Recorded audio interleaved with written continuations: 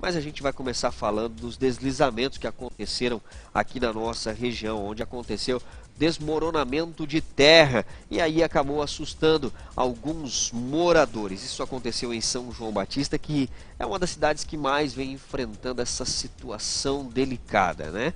As águas aí tomaram conta da cidade e aí algumas fotos que mostram esses desmoronamentos. Na terça-feira, o muro de uma residência localizada no centro, isso aí que vocês estão vendo agora, acabou caindo depois que a terra cedeu.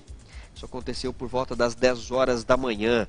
Logo depois, também houve um outro desmoronamento e aí outras residências ficaram em perigo. A orientação da Defesa Civil é para que a população possa ficar mais atento. Em qualquer situação, ligue para o 193, o 193, que é do Corpo de Bombeiros, ou então ligue na Prefeitura Municipal, ou até mesmo direto na Defesa Civil Municipal, através do 199. A situação da nossa região, graças a Deus, né, está um pouquinho mais tranquila, as chuvas já baixaram um pouco.